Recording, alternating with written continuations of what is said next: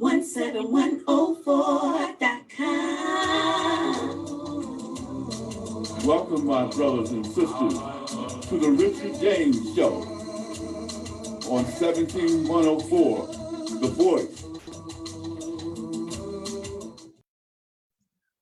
Greetings, my friends, and salutations. Welcome again to the Richard James Show. We're blessed with another day.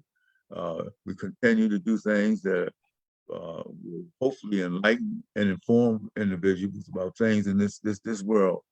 We brought back today a guest who was on our show last week, but he also was on our show about a year ago, and we lifted up music at one point, and we also listed up his, I guess, his advocation. What would you say? Yeah, I guess the aspiring avocation. Yeah, I think it's that's legitimate. That's legitimate. I mean, I'm drifting in that direction.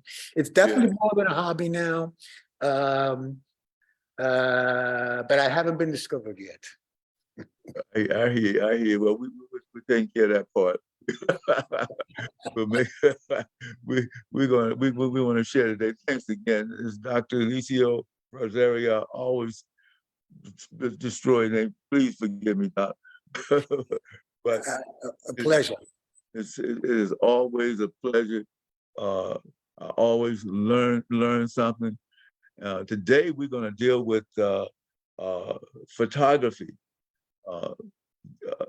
Something that I've always loved, and at one point I was involved in, and then moved on to other things. But we're going to deal with some, and to me, it's a form of art.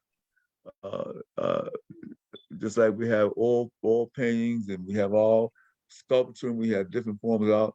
Photography is a form of art, and the interesting thing about photography is that the photographer often captures things at a different angle or a different perspective that the naked eye don't always see. Other people may not see until you look at the picture. Oh my goodness! Then you may see something different. Give us a little background again, and before we get into it, about your history in terms of getting involved in photography, Doc. I think you're right. I think that there are some people who have the so-called eye, who happen to look at things differently than others. And once they have a camera in their hands, then they're able to capture the moment. So I've always had an interest, casual, very casual. I still have my first camera, which is a Minolta single lens reflex, which film. I was probably in late high school, early college, 18, 19, and then left it, and then came back to it a little bit. When I started going to sporting events, I wanted to capture some of those moments, and I got real excited about, capturing pictures at sporting events, come back with, 1,200 pictures, of which maybe 5 you kept. And then again, that was still, although it was definitely more of an interest, it was still not a passion. It became a passion several years before I retired. And then once I retired, and then I started pursuing some courses, then I really got sucked in. Because I wanted, everyone has always taken a great picture and not figuring out how that picture happened. I mean, you know what you saw, but how did the exposure come out right? And that's what I wanted to do. I wanted to be able to say, okay, when I get a great shot, I know how that happened, and I can make that happen again. So I wanted to learn the language of photography. I wanted to learn the science of photography, because I already had the eye. I mean, I didn't. Right. I didn't work for that. I just wanted to augment that so that I can do it with full competency and understanding of how things happen, and the use of light, and the use of exposures and the settings on your camera. And I always read that you have to be intimate with your camera, and that is absolutely true, because the camera has so many functions. Basically, you walk with a little computer in your house. You walk in with a little computer in your hand, the digitals, which is how I shoot now, and you need to get familiar with the camera. The only way to do that is to have it in your hands daily, and then you begin to learn what the knobs and the different buttons are, and then you really get intimate with your camera, and then you personalize it so that the buttons serve a specific function that you want it to serve. And so that takes time. That doesn't happen without you investing the time. It just doesn't happen any other way. It's the only way you get familiar with your camera. And if you got two cameras, you may not have the buttons set in the same way for both cameras. You tend to, but the cameras may not be able to do the same thing. So you have to set your buttons up differently. And then remember that when you shoot using that camera. So it became a real study. And I approached it like that, taking courses and learning the camera and learning lighting and the whole composition and how to get into. So let me back. So I started out in sports photography. Okay. And then I stumbled onto wildlife and nature. And what appealed to me the most about wildlife and nature was the spontaneity and the unexpected things you run across. In a ball game, you shoot a double play, and the double play was an exciting bang, bang play in the middle of the field, but it's the same picture every time with guys with different uniforms. When you go out into the wild and you wind up going to the same place multiple days in a row, the experiences are different each day. In fact, if you go at a different time of the day and then go back again at a different time of the day, the experience will be different. The lighting will be different. The critters that are out will be different. It'll be a different experience every time, even if you go to the same place each time. And that is a major attraction because every day is an adventure and you go hoping to find something. And I kind of like to compare it to the slot machine. You keep playing the slot machine, nothing happens. You hit the one time, guess what? That brings you back the next time. And that's how it is with photography. You run into an experience that brings you back again in the hopes that you run into another experience in the same location. And it is always, I don't know that I've ever went, I've been out and have thought 2.5 hours in, thinking, what a waste of a day. In the last half hour, I wind up shooting 1,500 pictures, and it winds up being an incredible day that I thought was a total waste the first 2.5 hours. So that's the pride and the excitement of wildlife photography and nature photography, because you always have something happening that you didn't expect.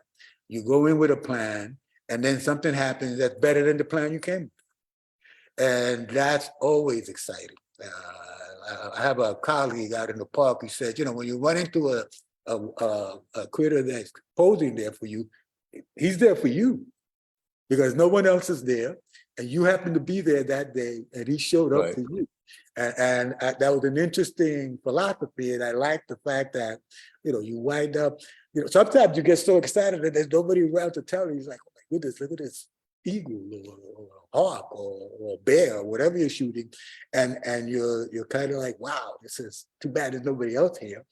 But you capture the moment, and that thrill can last for a couple of days. I mean, so now I'm seriously dabbling in portraiture. Okay. I can start shooting my family. I want to archive my family. So we have a record of all of the family, my immediate family, my brother, my sister, their kids, and then begin to explore the possibility of doing that commercially. So that it feeds my wildlife, because it's really about, for me, it's really about shooting the wildlife. And it's more physical. You know, when you're doing the wildlife, you have to be walking to the place. You have to get up early. You got to stay late. You have to brave the weather. And you need to be physical. And I like that aspect of it. I like the fact that it's a physical activity. And you can spend hours out there walking ever so slowly, and you still wind up burning tons of calories because you're carrying your equipment and you're moving. You're moving all the time. So it is a passion. It's my other passion. Last week we spoke about my other passion, music. This Yes. is my other passion that keeps me engaged, interested, and still learning, because I'm still in the process of learning different techniques. Now I'm delving into, for portraiture, that's a whole different set of photography. That's totally different. Lighting, which is essential. If lighting is not in your control when you're out in the wild, you got to pick your moments. And so early morning and late evening, when the light is best, is when you want to be out there. And when you're shooting portraiture, you control the lighting. So you need to learn how to control the lighting and wind up optimizing your image. I'm going to have to talk with you about that. We're doing some studies in my family, and I love to have pictures of those who are alive and with us. Something like that. That's kind of the idea. You wind up doing some, for myself, self-portraits, so that my great nieces and great nephews, they kind of have a point of reference. They say, yeah, we knew this guy. He used to hang around the house around the holidays and always had a camera in his hand, and here he is. So yeah, I think it's important to record ourselves. Yes. Most recently, so you have a recent image of yourself. Just like writing. Writing is good. It tells a story, but so does photography. Correct. You look at. I mean, I have some wonderful pictures of my grandfather that I captured at certain times, and that's how he looked, and that's what he was doing back in the day. He's been deceased for many years, but he did live. And he didn't exist, and he's certainly still my grandfather. Yeah. So yeah, that's interesting. In fact, it's extremely interesting. Another thing, just to say something about the area you mentioned, this area as opposed to Pearl Out. I think this is a very, very beautiful area. I mean, especially the river, and along the river. Yeah, you have all kinds of avian waterfowl that hangs out there. That if you wait around, and that's the other thing I have in my experience. I have run into folks who are birders. Now there are some birders that are photographers as well, and there are some photographers who are knowledgeable about birds. But the birders is another community that you run across who is always willing to share their knowledge with you. And they advise you of what kind of bird is hanging out in a particular part of the river, or at the Wildwood Park, or at De Filippo. And they're always talking to each other. And we cross paths all the time. So they're always talking to us. And they're always advising and well, if you want to catch, this kind of bird, you want to go here in September because they'll be passing through there. And they're an incredible community that is giving in terms of their knowledge. And they're so enthusiastic, and they're enthusiastic about sharing that information, that it winds up broadening your circle, your social circle, certainly in the photography community. Because birders, I think I run into more birders than I run into photographers when I'm out there. And that's an interesting group of people. Yeah, we, of course, you've been to our home. We have a small creek that runs past our property, and I see all kinds of birds. I mean, yesterday when I was driving home, I saw a flock of wild turkey. And and these were beautiful turkeys, really, really, and large in size. geese, all kinds of animals. And one thing we had mentioned uh, was the bald eagle, and you captured some pictures. I mean, you showed us some pictures of bald eagle. Oh yeah, yeah, yeah, and some of the best shots I've gotten of bald eagles were from my hallway and my balcony. And that's amazing. It's kind of amazing that you wind up. The first eagle I ever shot in the wild, the first photograph of an eagle I shot in the wild was from my balcony. I had been living here maybe a month, and these eagles, my jaw dropped. I couldn't believe it. These eagles were perched on a tree just to my left, and it was amazing. And so maybe a week and a half ago, they came 3, 4, 5 days in a row. A pair of eagles were coming by 5 days in a row. So here I am, not wanting to leave the house because I'm not sure if the eagles are going to show up today. And if they show up, then you're locked in. I mean, you're going to hang out with the eagles until they leave, and that could be hours later. That could be hours later. Yeah, it's a unique position to be in by the river because it is just an incredible array of wildlife, avian wildlife, birds, egrets, blue herrings, seagulls, hawks, which now I'll have to say that when I lived in Carlisle, I was working and I did not have the same kind of time available. So that's a significant caveat. That wildlife may be out there by Carlisle. I just wasn't around to see it. Now that I have the time, I put myself in places where I kind of run into wildlife, and it's the time is definitely the variable. And what about other forms other than birds? Deer, moose, fish. Deer, bucks, bear. In fact, I was at Wildwood the other day, and one of the regulars there was telling me about the bird feeders in the back of the education center have been knocked down. And he said, "Well, you know what did that?" I said, "No." Yeah. A bear came by and knocked down the feeders in Wildwood Park. So I was like, "Really?" I said, "Yeah, that was like a week ago." So bear have been there. Folks have shot fox. I've not seen a fox there. Mink. Mink I have seen. Muskrats are there. Beaver, I don't know that. I think someone claimed they saw a beaver. I don't know about that. It might have been looking at a muskrat. But Right. beaver have been sighted there, allegedly. So it's and that's just up the road. That's not 10 minutes away. So it's quite an enclave. Green herring, everybody comes out to see when they start coming out.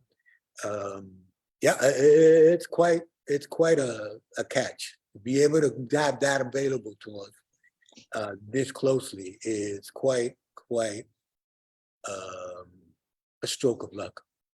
Fantastic. I've seen people come there from Baltimore. I've seen people come there from Indiana, the state of Indiana, to come to Wildwood Park to shoot green herring because they saw those pictures posted on Flickr and said, "Oh, I got to come down and shoot some of these birds." So, and we're right here, right in our backyard. Quite a All blessing. right. Well, okay. Well, let's take a look at some of this photography. Let's get started. Yeah, that was a wonderful introduction. I learned some things just listening, particularly talking about the camera, because I never really learned the camera where I should have, and I think I'm gonna pick it back up. I used to make videos too, and short scripts and that kind of thing, and so I look forward to it. But what do you have for us? Well, we've got several pictures from several locations. This is at Kings Gap, and if you look closely, the butterfly in the middle is flanked by one on the right and one on the left. And this is at Kings Gap at the garden. That was last year when the garden was flourishing. Later, I think there's a picture here where the garden wasn't doing so well, but we still had some interesting activity going on. And this is the unexpectedness of Beautiful. what I was talking about, that you come looking for one thing. So I go to King's Gap to shoot butterflies. And then one day, a hummingbird popped up right in front of me before I could capture in the image. I said, there's hummingbirds here. So now when I go to King's Gap, I'm looking for hummingbirds. And if I happen to find butterflies, great, but I'm more interested in the hummingbird because that's hard to get. Hummingbirds are really skittish and they just don't hang around long enough. I mean, they're in and out. These guys are incredible in their variety and and you can capture them because they'll sit long enough and you can get multiples. I've always enjoyed shooting multiples of the animals, which is purely by chance because you just can't set that up. I mean, there's never a setup. You always catch what you catch. That's great. I hate to ask you this, but where's King's Gap? Where's that located? King's Gap is up by Carlisle on. Okay. I'm trying to think of the road. It's got a Carlisle address. Wait a minute. I think I know where it is now that you mention it. There's a facility there. There's a mansion there that's been used as a venue for weddings and things like that. It's got a great view. They have trails in there. I've yet to do the trails because when I go up, I always go straight to the garden. I've yet to do the trails. And I keep saying, I'm going to do that. But I never get to it because I get stuck in the garden. Stuck. That's a good stuck. Where I think it is, I think I've used it for training. Facility up there, close to Carlisle, not in Carlisle. No, it's not in Carlisle. I think of now the jog my memory. But that's a beautiful, that picture there, the color scheme. I mean, this and you didn't paint it, you took a picture. It was there. I mean, the background, the butterfly blended in, beautiful picture. Yeah, it's when the butterflies are there. Oh my goodness, it's a virtual orgy of shooting because they're just coming in and out and swallowtails and monarchs and it's amazing. I mean, it's amazing. The bonus was the hummingbirds. Beautiful. What's next? You got. Oh, this is actually and my apologies in advance if there's any repeats, but this is a winter fox that I shot in Carlisle at a friend's place in a blind.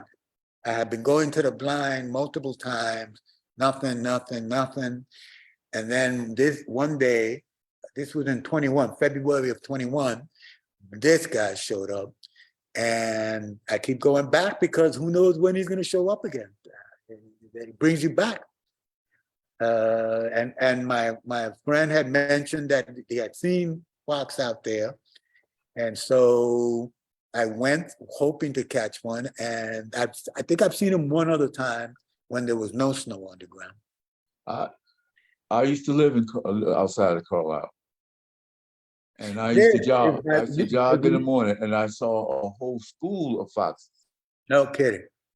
It was a development that had been there for a while now, near a golf course, and but it was a mound that they lived in, and I wouldn't get real close to it, but I used to see the foxes all the time. There's a lot of stuff that's around. Go ahead, sir. He is by where the airport is. If you know where the airport is, on Petersburg Road, he lives on that road, and he's got a spread. In fact, we've been talking about, because he's got a field in the back, going out to the field and kind of setting up there, kind of making a little blind out there, and see if I can capture, birds of prey, either hunting or the fox walking around out there. Interesting. What are some of the other birds of prey in addition to the eagle? You got you got hawks, you got Cooper's hawk, which are smaller, and they hunt in the air. You got red tails, who are bigger, and they hunt in the ground. You got ospreys that they fish, and Interesting. they catch they hover before they dive in the water and capture the fish, as opposed to the eagle that comes swooping down, picks it up as it's swooping down. The osprey actually gets in the water and captures the fish and then takes off. And then always flies with the fish facing forward, as opposed to across. It's interesting that they carry their, I guess it's because of the aerodynamics, they have less resistance. They're smaller than the eagle. And so they always fish and position the fish facing forward, perpendicular to their wings. It's amazing that these birds eat flesh, eat meat, eat fish, eat small animals. You would think they might be vegetarians, but No, and the blue heron, for instance, in the winter they hang around and they're eating off of the land. They're eating small rodents, and in the warm right, weather they eat the fish, but in the cold weather they're eating small animals that they can capture by the water when they come to drink. yeah. I wonder would a small child, be endangered? Uh, I don't and think so. you They're know, too big. I don't think so. I don't think a little puppy cat. Um, um, hmm, I have not heard that. Although I heard someone tell me that they were out hunting and they saw a hawk come down on a doe. And there's no way the hawk's going to carry the doe away. There's no way they can lift that. But it give it attacked. a shot. Well, I don't know if it attacked. I don't know what his intention was, but it looked like it was attacking the doe. Speaking of does, do you ever run into doe or deer or Oh yeah. yeah, Wildwood, there was a wild where there was 5 of them, a family of 5, and you got to get there in the morning. And at Wildwood, they're not spooked by you as long as you make no sudden moves. They look up at you, and then watch you for a little bit, and you're not making any sudden moves. Then they go about their business. You slowly follow them. There's no predators there for them, so they're not spooked. Now a kid comes flying by and making noise, or a dog comes by and making noise, then they'll take off. But generally you can capture a little fawn with his mother hanging around. interesting, interesting. I tell you, the beauty of it all. That's what get me. Uh, I really, really love the beauty. Personally, I like being out, where I am. So it gives me an opportunity to enjoy this kind of thing. Yeah, I think particularly if I grew up as an urban dweller, and once I got acclimated to being outside, I just can't see myself getting back into an urban environment. I would miss it too much. Yeah. I grew up in an urban area too. I mean, not as big as New York, but a little town called Chester, right outside of Philadelphia. Yeah. So and we had a creek. We were near a lot of vegetation, that kind of thing.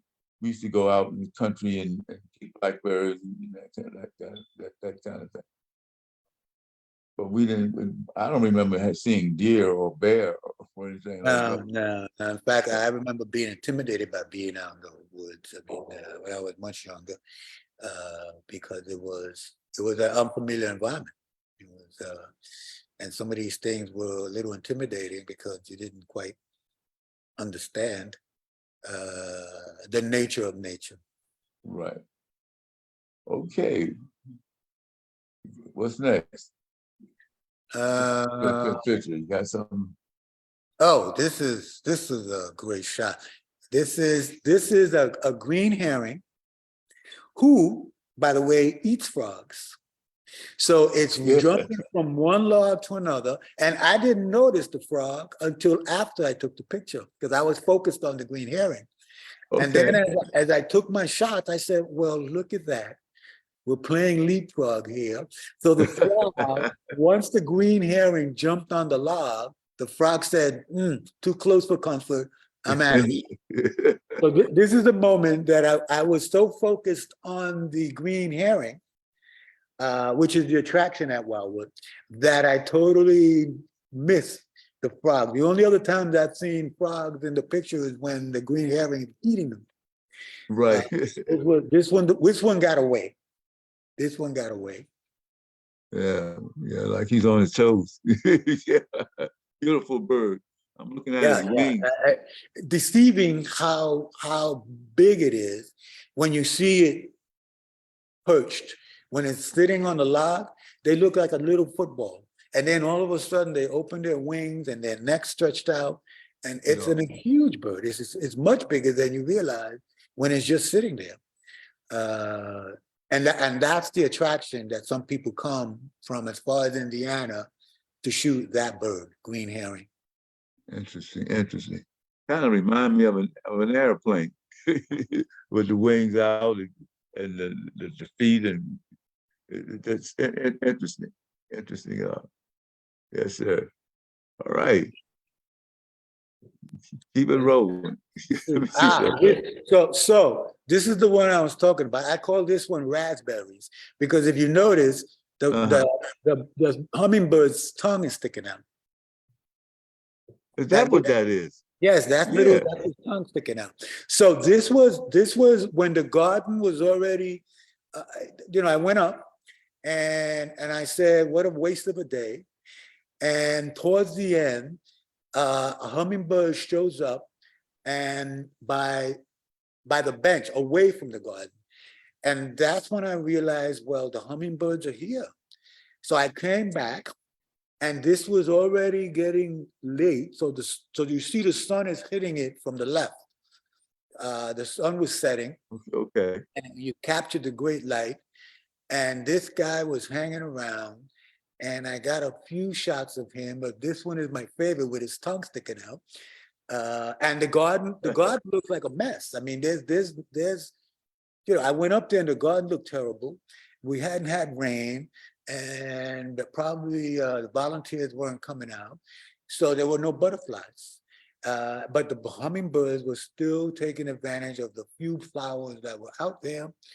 And this wound up being quite a successful trip because of the hummingbirds. And so I've been shooting more hummingbirds at Kings Gap this past year than I did butterflies because the garden just was not.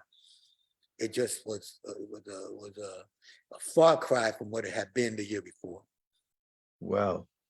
Well, you certainly captured the beauty. I'm looking at the flowers. Yeah, yeah. The little bit of flowers that were out there, but you see at the bottom that little dried up one. Most of the garden looked like that. It was all shriveled up and lack of rain. It showed, and it was just little patches of vegetation that the hummingbirds were taking advantage of, and I was taking advantage of that. Great, wonderful, wonderful, wonderful, wonderful. You have an exhibit coming up shortly, don't you? I do, yes. I have one that's coming down. It was at Penn State, Harrisburg. And the one that's going to come up will be in Morgan State University. I think John Lewis Museum. They have a museum. Morgan State has a museum. And the curator has been graciously offered me the curator's corner. So there's a corner with 8-foot wall, 10-foot wall that I'm going to put up 8 pieces there. He specifically wanted wildlife because they're in an urban setting, and he wanted to highlight wildlife and nature that folks who come to the museum may not venture out and see on their own. So as an enticement to get them out into the woods, that exhibit is going to feature mostly some wildlife. I think some of them are here. Some of the ones that are going to be down there are here. I believe raspberries is going to be down there. And then in July, I have something coming up at an ophthalmologist office in Lingelstown Road. That's going to be pretty huge because they're looking like at 15, 20 pieces they want hung up. And I'm like, whoa, that's a project. So I'll have time for that. So yeah, those are exciting. That's great. And you said one is at Penn State? Yep. Penn State comes down, what's today, the 12th? Comes down this weekend. Wow. And that was a mixed bag. There was some wildlife there, but there was some urban, there was some landscapes. So it was a mixed bag. There was one sports picture there. But the one in Baltimore is going to be strictly wildlife. And it's much smaller. Now, what campus were you at with the Penn State? Was that in Harrisburg? That was in Harrisburg. That was in Harrisburg, the Harrisburg campus. Right. Good. Excellent. Thought for a while in the Middletown campus, taught Black history for a couple of years when they first opened back in the '60s, many years ago. Wow. But that's great. It sounds like it's picking up. People begin to recognize. Well, you know, it's exposing me some, and it's kind of getting me hanging out with that kind of crowd. The museum thing is going to be totally different experience. So it's going to be exciting from the press aspect of its novelty and its newness. It'll be interesting to see how it's received by young people living in the city. I don't know. My sense is that people in the city have a little more interest in outdoors things than we did when I grew up. Okay. I know I didn't have it. I mean, my peers didn't have it, and you were kind of an oddball if you were a nature person. Now, I think it's more the rule than the exception. So it'll be interesting to see. Maybe it's where you were at, New York. I've always loved the outdoors, always, and couldn't wait to live in the outdoors. Some folks, and I know I have friends who are urban dwellers. They would not want to leave the city to save their lives. But I think we have some in this area. I think we have some really, it's just beautiful country all the way around. We have mountains also. You know, there's a lot of activity in these mountains. I live between two mountains. You know, and we now mountain is being developed now, so that's reducing, I think, some of the habitat, you know, for the wildlife. Yeah, yes, sir. Well, yeah, and I think, I mean, this is a busy truck traffic area, and we have tons of places that are being eaten up by depots that for trucking. I mean, that's out of necessity. So yeah, I think that, you know, and that's part of the wildlife photographer's mission, is to bring attention to that, to bring attention to impact on the habitat, impact on wildlife, the how we are affecting their numbers in dramatic ways. I mean, there've been, in the past decade, there's been like millions of birds lost because of things that we're doing. And I think that many wildlife photographers take it on as a mission to highlight little birds that are not high profile, like the eagle, but are just as endangered. And because they're so small and nobody sees them, nobody knows.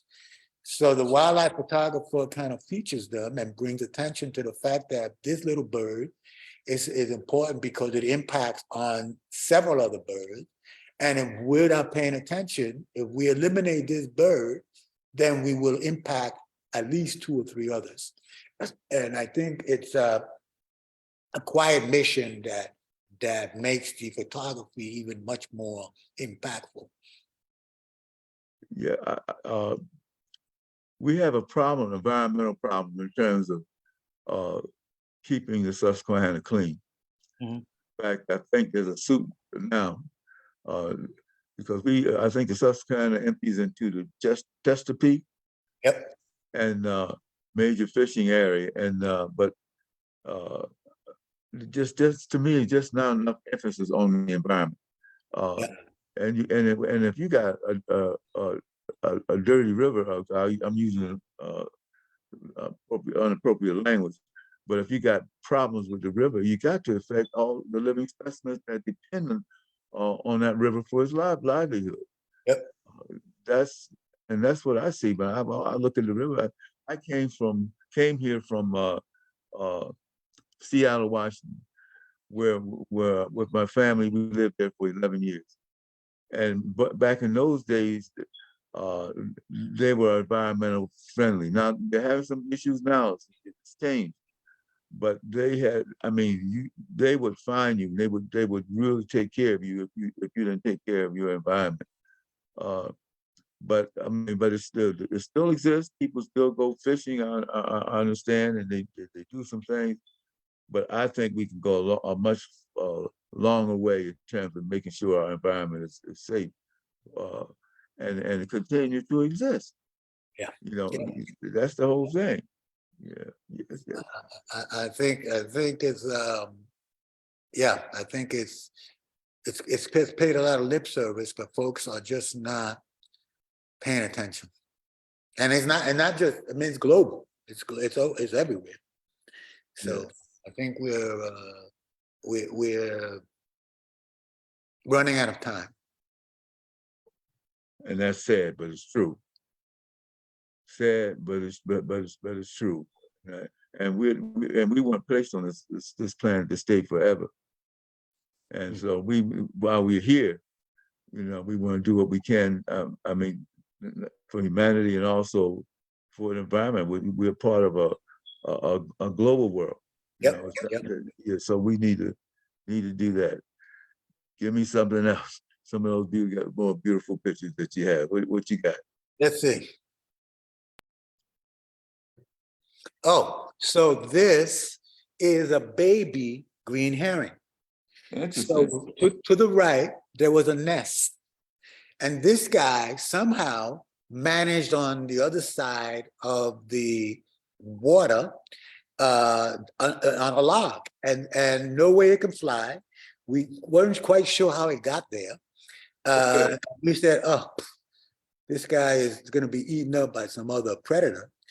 It turns out that it was there for multiple days. And so I'm talking about, remember the bird that was leapfrogging with the frog? Yes. That's a baby. Yes, I So understand. it doesn't look anything like it does when it's older. Right. But I think this guy actually survived. One of the adults came by, started hanging out with it. Its siblings were in the nest, and they were definitely being fed more aggressively than this little guy was. But I think this guy actually survived. At least that's what I was told. I didn't witness that myself. But folks who were checking on it on a regular basis said, yeah, it made it. So it wound up falling out of its nest, and it was kind of the stepchild because it was kind of ignored on that side for a couple of days. And then finally, the adults started paying a little more attention to it. This little It's green herring. This was at Wildwood Park. interesting that the color of what we took it away. The color of the tree trunk and the herring Yeah, was yeah, similar. You yeah. see, here you see They don't look yeah, anything. Yeah, they don't look anything like when they're older. I mean, it's if you don't know the nest they're in, you have no clue what this little guy is. yeah. This Wow. could be any number of herrings. Right. Right. Okay. Okay. Very good. Very good. Next, This is the adult fishing. This one is going to be in Baltimore. I call this the spread because Right. look how big this guy is Beautiful. when his wings are out. Beautiful. It's huge. Beautiful, beautiful, and big. Ah, man, this is the way you can focus in on and bring out the bird itself. It's just great. Now, this is what Wildwood. This is at Wildwood. Yeah. Yeah, These guys are the stars. I mean, they're what bring folks out to Wildwood. When the green herrings are spotted, people start showing up much more regularly. yeah. That water looks kind of dirty. It looks like maybe mold or green. Maybe that's just algae. That's duckweed, and actually it's feeding some of the other birds, ducks. Right, right. But All yeah, right. the water almost looks naked when you don't have duckweed on it. I see. Yeah. All right. Beautiful. What we got? All right. Let's see what we got. We got Ah, more. this is the picture I was talking about. This happened on Sunday. Off my balcony. Okay. Sunday it was cold. So as soon as I saw there were a pair in the tree just to my left. So if I'm standing on my balcony, I look to my Okay. left, just to my left. So I'm waiting for these guys to leave. And that can take hours. It turns out it did that day. So multiple times I had to come in and layer up. It was snowing. I had to cover my camera. Oh boy. I had, by the time I was done, I think I had 3 layers on, two headgears on, my mittens, my finger mittens. It was cold, but boy, was it worth the wait. Because this, when I finally captured it flying off, and both of them flew off, and one of them took off, and I missed that opportunity. So I waited for the second one, and I caught it as it was flying by. So it's heading across my balcony, parallel to the Susquehanna. So that's the Susquehanna in the background. He's a powerful looking guy. Oh, I mean, they're there's something always, about him. The other guy, one had wings that was beautiful, but this guy looks like he's a pretty powerful bird. they're always awe-inspiring. I mean, they're just incredible, absolutely incredible. Now the thing about them is they always look angry to me. Their face Okay. always looks angry. That's the impression I get. Maybe it's me. But I look at hawks, I don't see that same, stern Yeah. look. They have Yeah. a stern look that somehow is not inviting. But this was a day that a Sunday. So I'm watching the red zone through the balcony door, and keeping an eye on this guy, not missing my opportunity. So it was interesting in that it all happened on my balcony. Wow. Well, he's a predator and he's a Yeah, no hunter. question. No No question question about that. about it. And Yeah. he is not to be messed with. He's a beautiful thing, though. Absolutely beautiful. Awesome. Yeah. Yeah. All right. Oh, here's a monarch back at I'm thinking this was at King. No, I'm thinking that this was at Wildwood, because there was a time when I just didn't see many butterflies at Wildwood. That was one thing that was missing. And then this past summer, there seemed to be more of them. Not tons, not like at King's Gap, but there were more around. And they're perched on a tree along the path, and it offered an opportunity to capture a butterfly at Wildwood, which is not a common occurrence. You have a much better chance of catching green herrings and egrets than a butterfly. Butterflies are always a pleasant surprise. Beautiful. Beautiful. He is dressed to kill. Those Yeah. colors and those lines are just beautiful. And this is a flock of what? This is snow geese in Middle Creek. During this was last year, which is the first time I went, and I went twice. I went 2 days apart.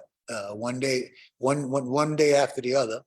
The second day was the day when we got there before the sunrise, and definitely that's when to go because the sun gives you an incredible array of colors, gives you silhouettes that is just breathtaking.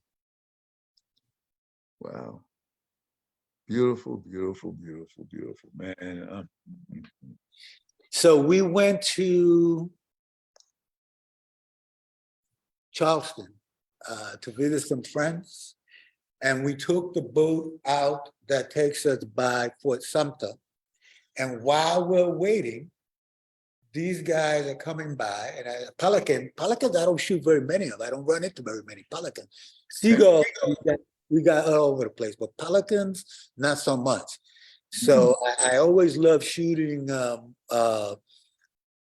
two species in the same image, and these guys gave me that opportunity. Pelican and seagull in Charleston. Wow. Charleston, is that Charleston, West Virginia?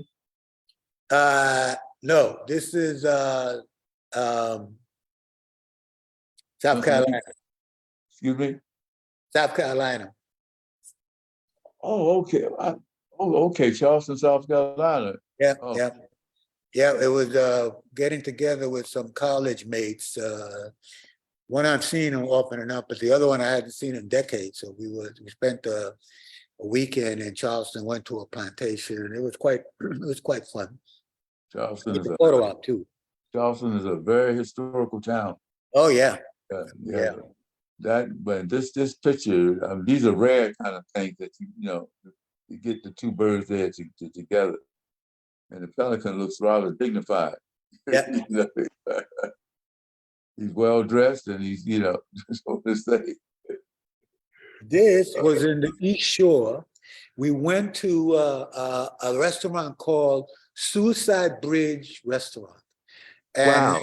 Yes, and they actually had multiple suicide occurred at the bridge, which is Really? why they named it Suicide Bridge, and the restaurant took that name. And they give you the little history while you're sitting at the table. There's a little written history. So we went out of the restaurant and walking along the marina and captured this image as the sun was setting. Yeah. This is in East Shore, Maryland.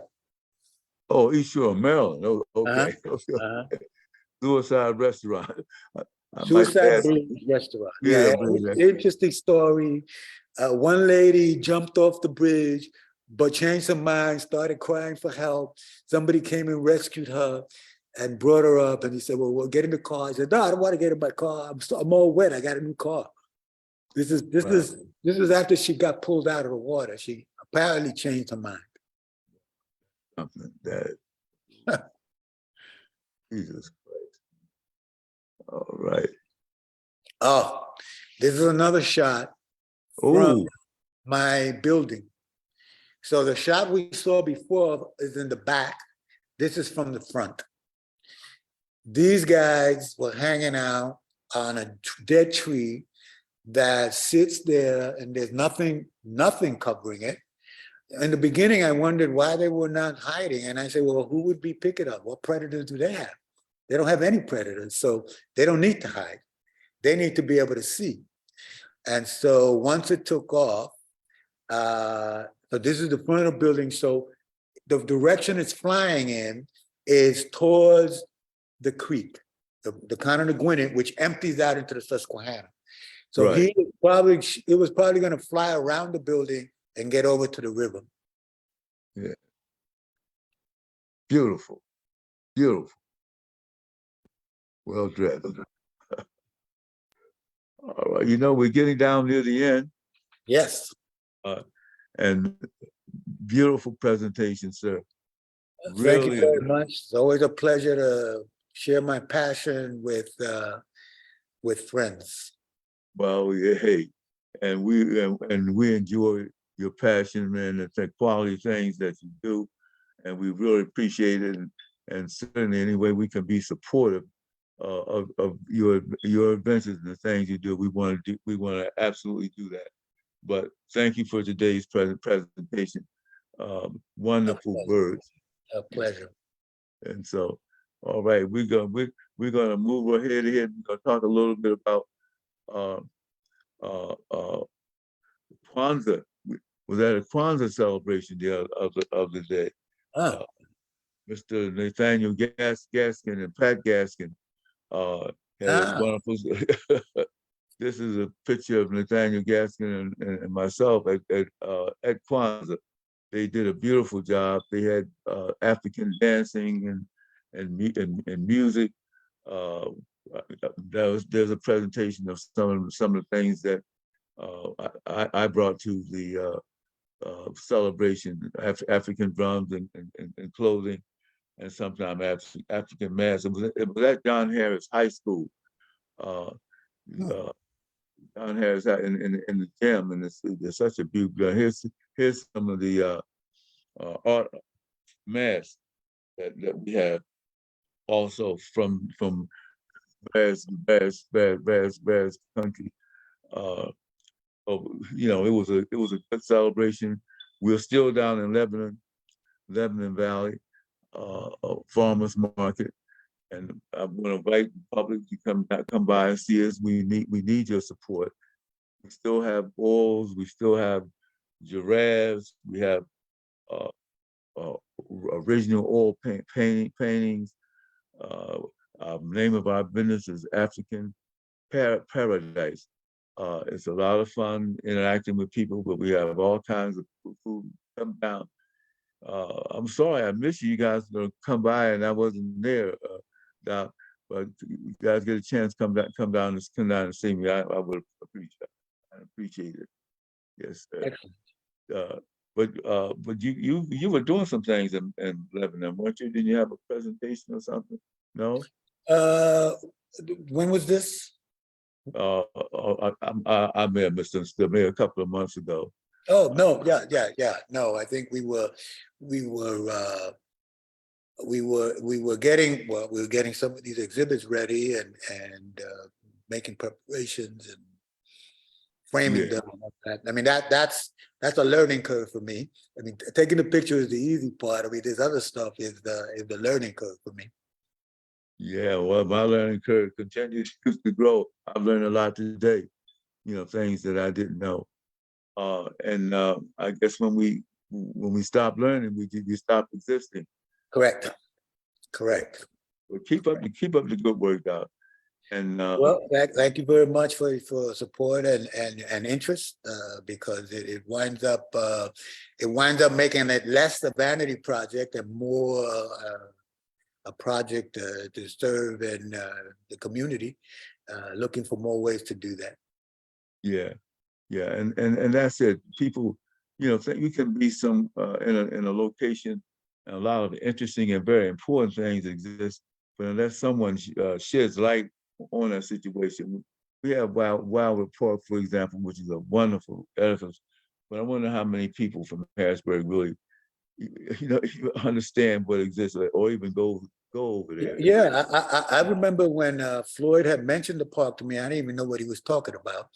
And then Yeah, when I finally discovered it, I can't get enough of it.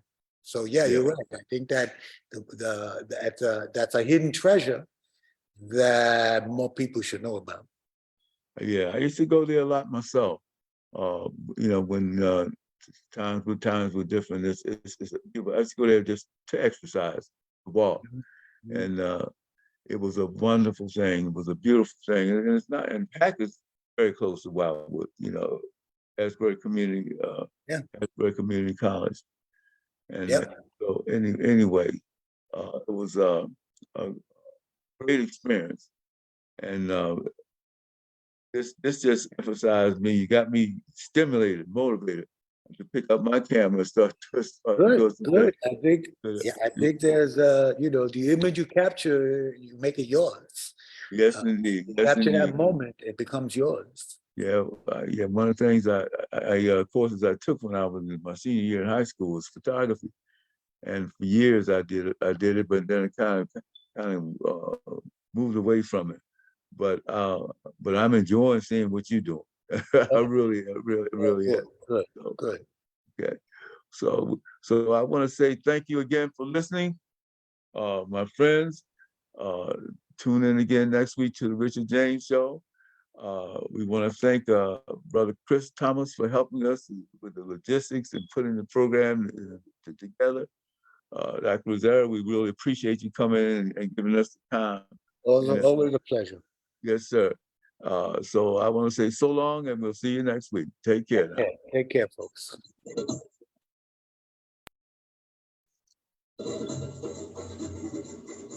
Thank you again for tuning in to the Richard James Show. Our African and our African American programs are set up to educate you on what's going on in this world. And thank you for taking out the time to listen. Let's hear from you sometime also. So this is your neighbor and your friend signing off. Until I see you again next week and hear from you again next week.